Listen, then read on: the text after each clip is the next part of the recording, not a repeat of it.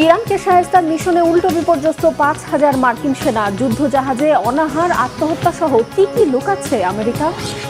হামলায় ভেঙে না পড়ে তাক লাগালো ইরান, চমক দেখালো সমরাস্ত্রের ক্রম উন্নয়নে। হিসেব মিলছে না কেন যুক্তরাষ্ট্র ইসরায়েলের?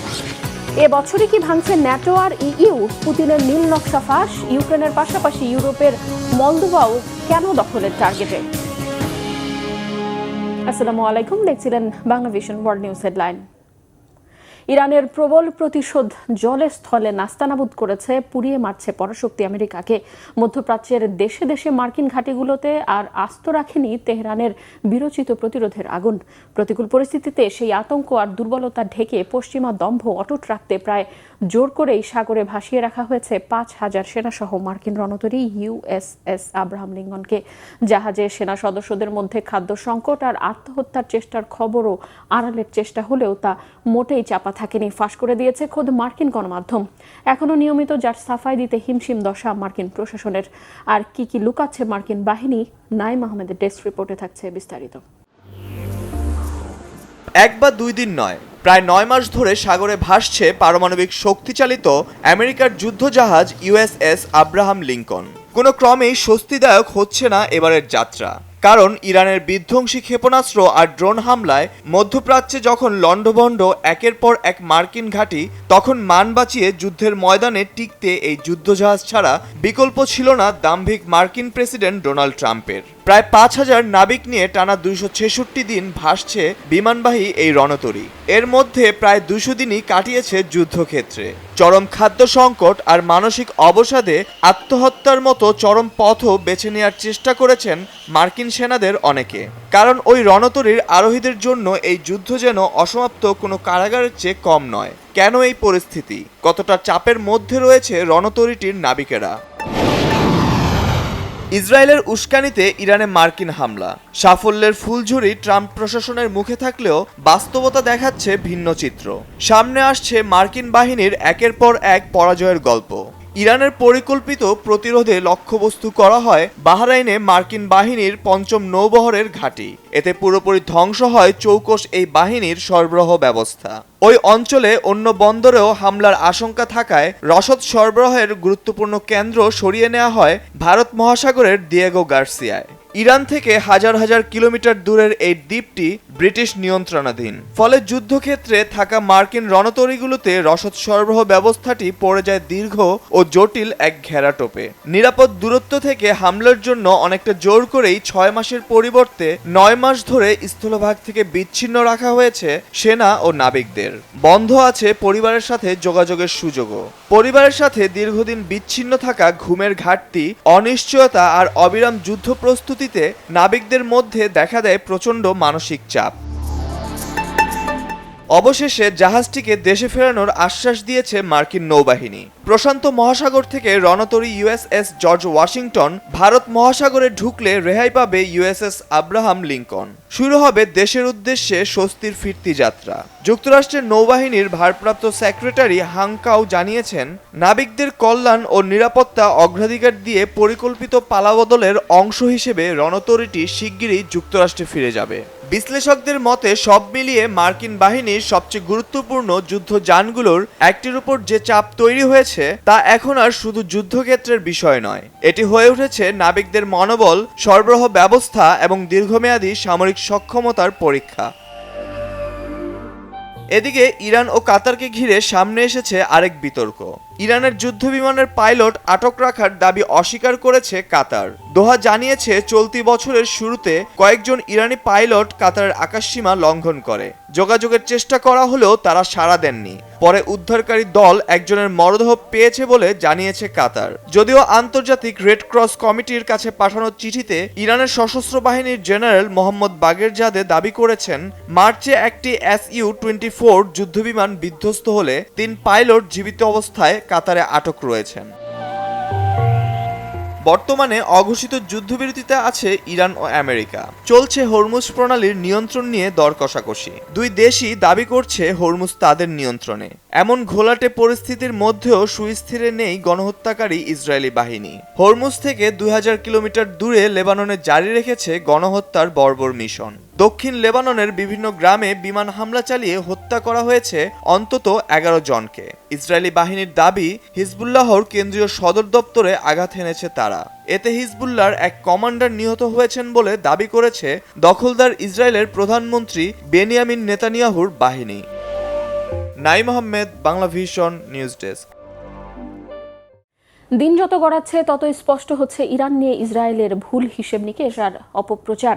ব্যাপক হামলায় ইরানের সামরিক সক্ষমতা ধুলোয় মিশিয়ে দেওয়ার দাবি এরই মধ্যেই ভুল প্রমাণ করেছে তেহরান। অস্ত্রভান্ডার নিঃশেষ হওয়া তো দূরের কথা, অস্বাভাবিক দ্রুততায় ব্যালিস্টিক ক্ষেপণাস্ত্র সহ বিভিন্ন সামরিক ব্যবস্থা পুনর্গঠন করে তাক লাগিয়ে দিয়েছে ইরান, যা ইসরায়েলের সামরিক ও গোয়েন্দা মহলে তৈরি করেছে বিস্ময় আর উদ্বেগ। এত স্বল্প সময়ে কিভাবে তৈরি হচ্ছে অত্যাধুনিক সব মরণাস্ত্র? হিজল জুবায়েরের ডেস্ক রিপোর্ট। ইরানের সামরিক সক্ষমতা পুনরুদ্ধারের গতিতে ব্যাপক হতবাক ও উৎকণ্ঠিত হয়ে পড়েছে ইসরায়েল। বিশেষ করে ব্যালিস্টিক ক্ষেপণাস্ত্র উৎপাদন ও অস্ত্রভান্ডার পুনর্গঠনে তেহরানের অপ্রত্যাশিত দ্রুততা ইসরায়েলি সামরিক ও গোয়েন্দা কর্মকর্তাদের বিস্মিত করেছে বলে দ্য জেরুজালেম পোস্টের বিশেষ এক প্রতিবেদনে জানানো হয়েছে। যুদ্ধের ব্যাপক ধ্বংসযজ্ঞের পরও ইরান যেভাবে নির্দিষ্ট কিছু সামরিক সক্ষমতা দ্রুত ফিরিয়ে আনছে তা নিয়ে ইসরায়েলের আগের মূল্যায়ন নিয়ে প্রশ্ন উঠছে। প্রতিবেদন অনুযায়ী 2025 সালের জুনে যুক্তরাষ্ট্র ও ইসরায়েলের হামলার সময় ইরানের হাতে আনুমানিক 1300 ব্যালিস্টিক ক্ষেপণাস্ত্র ছিল, কিন্তু 2026 সালের ফেব্রুয়ারিতে নতুন করে যুদ্ধ শুরুর আগেই সেই সংখ্যা প্রায় 2500-তে পৌঁছায়। অর্থাৎ ব্যাপক হামলার পরও ইরান প্রত্যাশার চেয়ে দ্রুত ক্ষেপণাস্ত্র সক্ষমতা পুনর্গঠন করতে পেরেছে। এটি অবশ্য প্রথমবার নয়। 2024 সালের অক্টোবরে ইরানের গুরুত্বপূর্ণ ক্ষেপণাস্ত্র ও সামরিক শিল্প স্থাপনায় হামলার পর ইসরায়েল দাবি করেছিল তেহরানের ক্ষেপণাস্ত্র উৎপাদন অন্তত 1 বছর পিছিয়ে দেওয়া হয়েছে, কিন্তু কয়েক মাসের মধ্যেই ইরান আবার উচ্চগতির ব্যালিস্টিক ক্ষেপণাস্ত্র উৎপাদনের সক্ষমতা ফিরিয়ে আনে। এরপর 2025 সালের জুনে আরও বড় হামলা চালিয়ে ইসরায়েল দাবি করে এবারে তেহরানের উৎপাদন ব্যবস্থা কয়েক বছরের জন্য অচল করে দেয়া হয়েছে, কিন্তু সাম্প্রতিক মূল্যায়ন বলছে সেই হিসাবও সঠিক নয়। জেরুজালেম পোস্টের তথ্য অনুযায়ী ইরান এখন ক্ষেপণাস্ত্র সহ নির্দিষ্ট কিছু অস্ত্র ব্যবস্থা দ্রুত পুনর্গঠনে তুলনামূলকভাবে সৃজনশীল পদ্ধতি ব্যবহার করছে। এমনকি ধ্বংস না হওয়া ভূগর্ভস্থ ক্ষেপণাস্ত্র স্থাপনাগুলোতে দ্রুত প্রবেশাধিকার ফিরিয়ে আনতেও ইরান ভারী যন্ত্রপাতি ব্যবহার করছে বলে আগের প্রতিবেদনে উঠে এসেছে। ফলে যুদ্ধের সময় যে অবকাঠামোকে অকার্যকর মনে করা হয়েছিল তার কিছু অংশ তুলনামূলক কম সময়েই আবার কাজে লাগানো সম্ভব হয়েছে। মার্কিন গোয়েন্দা মূল্যায়নেও ইরানের পুনর্গঠনের গতি নিয়ে একই ধরনের উদ্বেগের ইঙ্গিত পাওয়া গেছে। মে মাসে 4 মার্কিন কর্মকর্তা সিএনএনকে জানিয়েছিলেন ইরান সামরিক সক্ষমতা পুনর্গঠনে পূর্বের ধারণাকৃত সময়সীমার চেয়েও দ্রুত এগোচ্ছে। মার্কিন কর্মকর্তাদের ধারণা ছিল ড্রোন হামলার সক্ষমতা পুরোপুরি ফিরিয়ে আনতে তেহরানের প্রায় 6 মাস সময় লাগতে পারে, কিন্তু বাস্তব পরিস্থিতি সেই পূর্বাভাসকে ছাড়িয়ে যেতে পারে বলে আশঙ্কা দেখা দিয়েছে। এর সঙ্গে যুক্ত হয়েছে চীনের ভূমিকা নিয়েও উদ্বেগ। মার্কিন সূত্রের বরাতে সিএনএন জানিয়েছে ক্ষেপণাস্ত্র তৈরিতে ব্যবহৃত বিভিন্ন উপাদান চীন থেকে ইরানে পৌঁছানো অব্যাহত আছে বলেই ধারণা করা হচ্ছে। ইরানের বন্দরগুলোর ওপর মার্কিন চাপ বা অবরোধ এই সরবরাহ কমাতে পারলেও পুরোপুরি বন্ধ করতে পারছে না বলেই মনে করা হচ্ছে। ইসরায়েলি সামরিক বাহিনী বলছে তারা পরিস্থিতি নিবিড়ভাবে পর্যবেক্ষণ করছে। কিভাবে ইরান এত দ্রুত পুনর্গঠিত হচ্ছে সে সংক্রান্ত তথ্য প্রকাশ করলে গোয়েন্দা সক্ষমতা ও পদ্ধতি ঝুঁকির মুখে পড়তে পারে বলে মনে করছে আইডিএফ। ইরান ঠিক কত দ্রুত তার ক্ষেপণাস্ত্র ভান্ডার পুনর্গঠন করছে তা নিয়ে প্রকাশ্য হিসাবের চেয়ে বাস্তব পরিস্থিতি আরও জটিল হতে পারে বলে মনে করছেন কেউ কেউ। এ অবস্থায় ইরানের কাছে যুদ্ধের পর কত ক্ষেপণাস্ত্র অবশিষ্ট আছে তা নয়, বরং তারা প্রতি মাসে কতগুলো নতুন ক্ষেপণাস্ত্র তৈরি করছে সেই প্রশ্নই বড় হয়ে উঠেছে। মাসে 100 থেকে 300টি ব্যালিস্টিক ক্ষেপণাস্ত্র উৎপাদনের সক্ষমতা থাকলেও ইসরায়েলি প্রতিরক্ষার জন্য তা ব্যাপক উদ্বেগ ও উৎকণ্ঠার বিষয়। হিজল জুবায়ের, বাংলা ভিশন। ইরান যুদ্ধের 6 মাসে এসে ট্রাম্প প্রশাসন যে হিসাব মেলাতে পারছে না তার নানা কাণ্ড কারখানা আজ দিবালোকের মতো স্পষ্ট। বিশেষ করে গোপনে মার্কিন প্রেসিডেন্ট ডোনাল্ড ট্রাম্পের বিমান বদল, থার্ড ক্ষেপণাস্ত্রের তীব্র ঘাটতি আর যুদ্ধজাহাজে নাবিকদের মানসিক অবসাদ মার্কিন সামরিক সক্ষমতাকে বড় প্রশ্নের মুখে ঠেলে দিয়েছে। হরমুজ প্রণালী ঘিরে অচলাবস্থা আর জ্বালানির মূল্য বৃদ্ধির কারণে যুক্তরাষ্ট্রের অভ্যন্তরীণ রাজনীতিতেও চলছে চরম অস্থিরতা। হাফিজুল ইসলামের ডেস্ক রিপোর্ট। ইরানকে নিয়ে প্রেসিডেন্ট ডোনাল্ড ট্রাম্পের মাথা ব্যথা যেন বেড়েই চলেছে। 6 মাস পার হলেও যুদ্ধ শেষ হওয়ার কোনো লক্ষণ নেই। ট্রাম্প ভেবেছিলেন মাত্র কয়েক সপ্তাহের মধ্যেই তেহরানকে নতি স্বীকার করানো যাবে, কিন্তু বাস্তব চিত্র সম্পূর্ণ ভিন্ন। ইরানি শীর্ষ নেতাদের শক্ত অবস্থান এবং চমকে দেয়া সামরিক কৌশলের কাছে চরমভাবে মার খেয়েছে মার্কিন বাহিনী ও হোয়াইট হাউসের সমস্ত হিসাব নিকাশ এবং পরিকল্পনা। যুদ্ধক্ষেত্রের বাইরেও অভ্যন্তরীণ নানা কেলেঙ্কারি চেপে ধরেছে ট্রাম্প প্রশাসনকে। সম্প্রতি তুরস্কে ইরানি ক্ষেপণাস্ত্রের ভয়ে ট্রাম্পকে গোপনে বিমান বদল করতে হয়েছে, আর এটি ছিল মার্কিন সামরিক শক্তির সম্মানে মারাত্মক আঘাত। চলমান যুদ্ধে নতুন সংকট হিসেবে দেখা দিয়েছে মার্কিন সেনাদলের অস্ত্র ও ক্ষেপণাস্ত্রের ভয়ানক ঘাটতি। যুক্তরাষ্ট্রের গুরুত্বপূর্ণ আকাশ প্রতিরক্ষা ব্যবস্থা থার্ডের প্রায় 80% ক্ষেপণাস্ত্রই ইতিমধ্যে শেষ হয়ে গেছে। মার্কিন সামরিক কমান্ডারদের সতর্কতার পরেও অপরিকল্পিতভাবে দীর্ঘ সময় ধরে যুদ্ধ চালিয়ে যাওয়ায় আরও ঘনীভূত হয়েছে এই সংকট। এর জেরে ঝুঁকির মুখে পড়েছে মার্কিন সামরিক বাহিনীর সক্ষমতা। অন্যদিকে পারস্য উপসাগরে দীর্ঘ 250 দিনেরও বেশি সময় ধরে টানা মোতায়েন থাকা যুদ্ধজাহাজ ইউএসএস আব্রাহাম লিঙ্কনের নাবিকদের মধ্যে ছড়িয়ে পড়েছে তীব্র মানসিক অবসাদ, যার ফলে একাধিক সদস্যের সমুদ্রের পানিতে লাফিয়ে পড়ার খবরও সামনে এসেছে। বর্তমানে ওয়াশিংটন ও তেহরানের মধ্যকার বাকযুদ্ধ নতুন মাত্রা নিয়েছে। মার্কিন প্রেসিডেন্ট ডোনাল্ড ট্রাম্প হরমুজ প্রণালীকে যুক্তরাষ্ট্রের ভূখণ্ড হিসেবে ঘোষণা করার হুমকি দিয়েছেন, আর ইরান এই দাবি সরাসরি প্রত্যাখ্যান করে সাফ জানিয়ে দিয়েছে রাজনৈতিক ভাষণ বা টুইট করে হরমুজ প্রণালীর নিয়ন্ত্রণ নেওয়া অসম্ভব এবং যুদ্ধ বন্ধ না হওয়া পর্যন্ত এই গুরুত্বপূর্ণ নৌপথ তাদের নিয়ন্ত্রণেই থাকবে।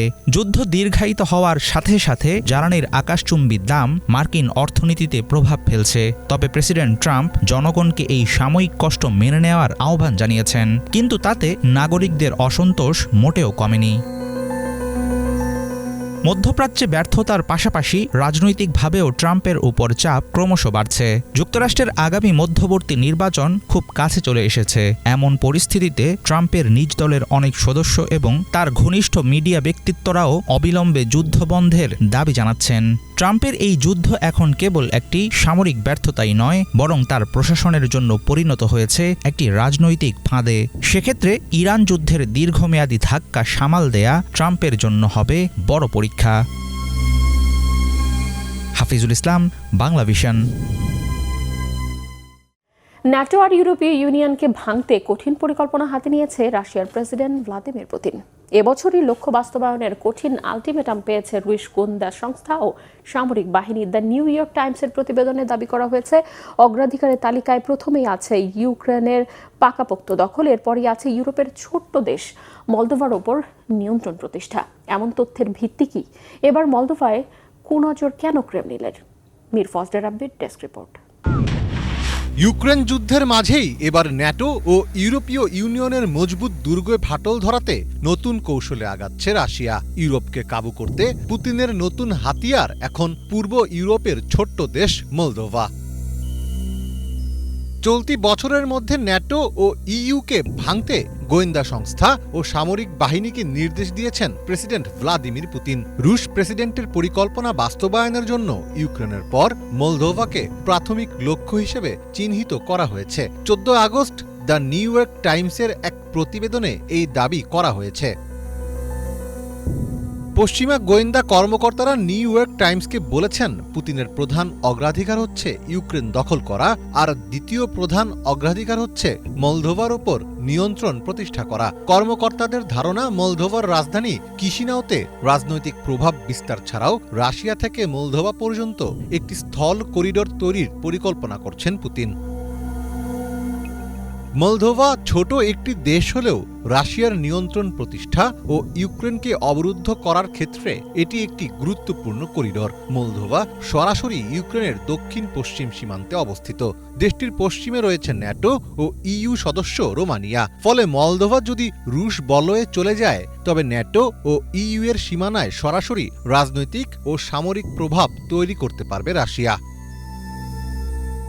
মলদোভার অভ্যন্তরে ট্রান্সনিস্ট্রিয়া নামক একটি বিচ্ছিন্নতাবাদী অঞ্চল রয়েছে, যা আন্তর্জাতিকভাবে স্বীকৃত নয়, কিন্তু সেখানে প্রায় ১৫০০ রুশ সেনা অবস্থান করছে। এটি রাশিয়ার জন্য প্রস্তুত রাখা একটি প্রক্সি বা কলকাঠি নাড়ার হাতিয়ার। ইউক্রেন যুদ্ধের শুরু থেকেই আশঙ্কা করা হচ্ছিল যে ট্রান্সনিস্ট্রিয়াকে ব্যবহার করে মলদোভায় একটি দ্বিতীয় ফ্রন্ট খোলা হতে পারে। মলদোভাকে অস্থিতিশীল করতে রাশিয়ার সামরিক অভিযানই একমাত্র পথ নয়। রাজনৈতিক ক্ষেত্র মস্কো চাপ সৃষ্টি করছে। মলদোভা ক্রমেই ইউরোপীয় ইউনিয়নের দিকে ঝুঁকে যাচ্ছে। অন্যদিকে রাশিয়া রাজনৈতিক বিভাজন, অপতথ্য ও অর্থনৈতিক দুর্বলতাকে কাজে লাগিয়ে দেশটির এই ইউরোপমুখী অবস্থানকে দুর্বল করার চেষ্টা করছে বলে অভিযোগ রয়েছে। এছাড়াও মলদোভার ইইউ-পন্থী প্রেসিডেন্ট মায়া সান্দুর সরকারের বিরুদ্ধে দেশটির সাধারণ মানুষের ক্ষোভ উস্কে দিতে পারে রাশিয়া। বিশ্লেষকদের মতে পুতিনের কৌশল হতে পারে মলদোভার বিদ্যুৎ ও গ্যাস সরবরাহে বিঘ্ন ঘটিয়ে কৃত্রিম জ্বালানি সংকট ও মুদ্রাস্ফীতি তৈরি করা এবং অর্থনৈতিক স্থবিরতা তৈরি করে জনগণকে বর্তমান পশ্চিমামুখী সরকারের বিরুদ্ধে রাজপথে নামতে বাধ্য করা। মীর ফজলে রাব্বি, বাংলা ভিশন। এদিকে রাশিয়ার রাজধানী মস্কোতে ভয়াবহ ড্রোন হামলা চালিয়েছে ইউক্রেন। এই হামলায় নিহত হয়েছে অন্তত 7 জন। পাল্টা জবাবে ইউক্রেনের কিয়েভে একটি মার্কেটে ড্রোন হামলায় নিহত হয়েছে অন্তত 5 জন। রাশিয়ার মস্কো অঞ্চলের গভর্নর জানিয়েছে শনিবার রাতে সাম্প্রতিক সময়ের মধ্যে সবচেয়ে বড় ধরনের ড্রোন হামলা চালিয়েছে ইউক্রেন। ড্রোন হামলার শিকার হয়েছে রাশিয়ার অনলাইন কেনাকাটার বৃহত্তম প্ল্যাটফর্ম ওয়াইল্ড বেরিজের বিশাল গুদাম। ড্রোন হামলায় ক্ষতিগ্রস্ত হয়েছে মস্কোর প্রধান বিমানবন্দরের কাছে অবস্থিত দামোদেদোভো শহরের অন্যান্য স্থাপনাও। কিয়েভ দাবি করেছে সামরিক সরঞ্জাম লেনদেনের কাছেই ওয়াইল্ড বেরিজের গুদাম ব্যবহৃত করছিল মস্কো। তাই অন্যদিকে রাশিয়ার প্রতিরক্ষা মন্ত্রণালয় দাবি করছে তাদের আকাশসীমায় ইউক্রেনের প্রায় 822টি ড্রোন ভূপাতিত করা হয়েছে। ইন্দোনেশিয়ার ফ্লোরেস দ্বীপের উপকূলের কাছে 7.7 মাত্রার ভূমিকম্পে মৃতের সংখ্যা বেড়ে 50 ছাড়িয়ে গেছে, আহত শতাধিক। ধসে পড়া ভবনের নিচে চাপা পড়ে আছে আরও অনেকেই।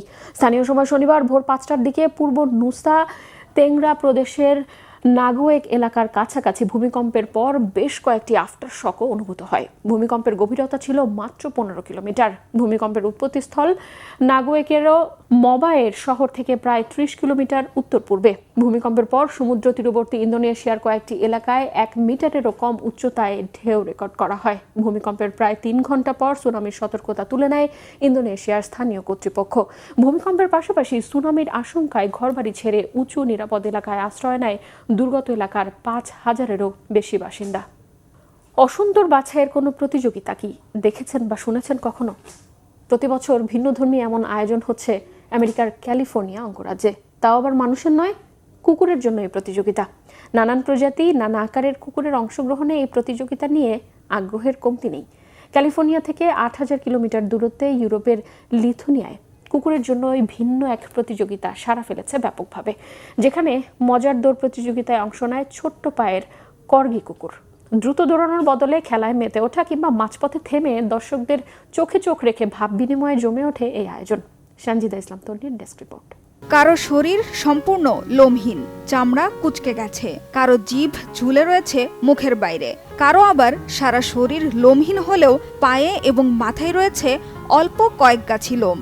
হঠাৎ দেখে মনে হতে পারে শারীরিকভাবে অসুস্থ কুকুরগুলোকে খোলা আকাশের নিচে অস্থায়ী কোনো পশু চিকিৎসা ক্যাম্পে নিয়ে আসা হয়েছে উন্নত চিকিৎসা পরামর্শের আশায়। কিন্তু আগলিয়েস্ট ডগ কন্টেস্ট লেখা ব্যানার দেখে চমকে উঠবেন আপনিও। ব্যানারের লেখাটির বাংলা অর্থ করলে দাঁড়ায় সবচেয়ে খারাপ দেখতে কুকুরের প্রতিযোগিতা। ঠিকই শুনেছেন, ব্যাপারটা অবিশ্বাস্য মনে হলেও প্রতি বছরই এমন এক অদ্ভুত প্রতিযোগিতার আয়োজন করা হয় আমেরিকায়। চলতি চলতি সপ্তাহে দেশটির ক্যালিফোর্নিয়া অঙ্গরাজ্যের সান্তা রোজার সোনোমা কাউন্টি ফেয়ার গ্রাউন্ডে বিশ্বের সবচেয়ে কুৎসিত কুকুর প্রতিযোগিতার 50তম আসর বসেছিল, যেখানে কুৎসিত হওয়ার মতো বিভিন্ন বৈশিষ্ট্যের কুকুর নিয়ে হাজির হন এগুলোর মালিকেরা।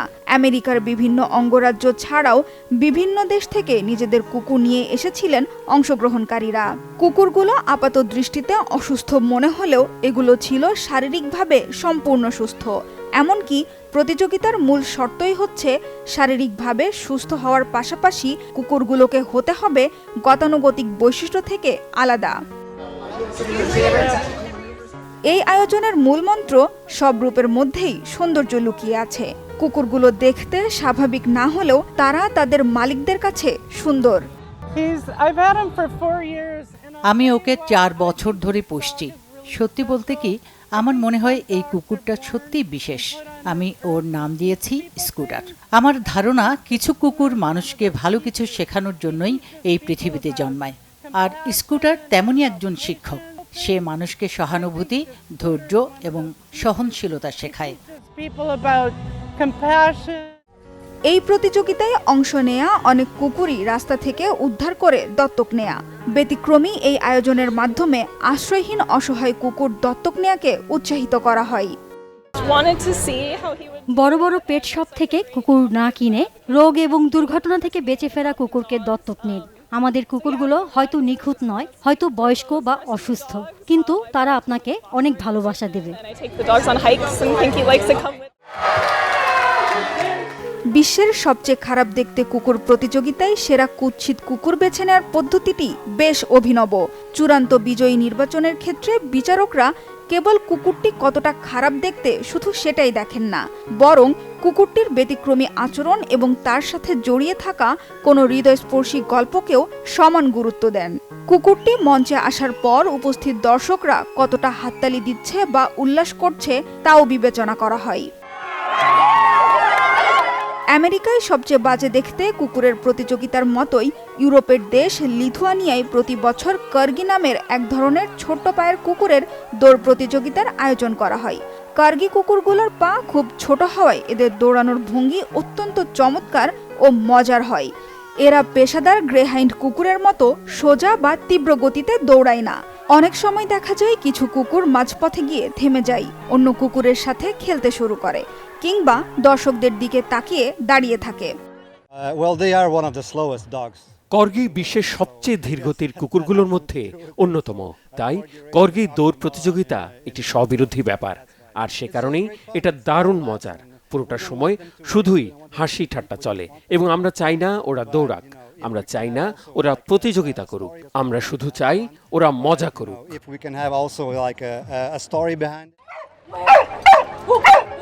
2020 সালে করোনা মহামারীর সময়ে যখন লকডাউনের নিয়ম কিছুটা শিথিল করা হয়, তখন কর্গি কুকুরগুলোর মালিক 2 বন্ধু একটি মজার বাজি ধরেন। তারা দেখতে চেয়েছিলেন 2 বন্ধুর কর্গি কুকুরের মধ্যে কারটি বেশি জোরে দৌড়াতে পারে। তারা ভেবেছিলেন লিথুয়ানিয়ার রাজধানী ভিলনিয়াসের একটি পার্কে কেবল তাদের বন্ধুবান্ধব ও পরিবারের মানুষজন জড়ো হয়ে এই ঘরোয়া দৌড় প্রতিযোগিতাটি দেখবে। কিন্তু সবাইকে অবাক করে দিয়ে প্রায় 40টি কর্গি কুকুর এবং 1000-এরও বেশি সাধারণ মানুষ এই অদ্ভুত দৌড় প্রতিযোগিতা দেখতে হাজির হয়ে যান। সেই ছোট্ট ঘরোয়া বাজি থেকেই আজ এই কর্গি রেস একটি আন্তর্জাতিক উৎসবে পরিণত হয়েছে, যেখানে এখন বিশ্বের বিভিন্ন দেশ থেকে শত শত কর্গি কুকুর অংশ নিতে যাচ্ছে। সানজিদা ইসলাম তন্নি, বাংলা ভিশন নিউজ ডেস্ক। এই ছিল আজকের মতো, সাথে থাকায় ধন্যবাদ।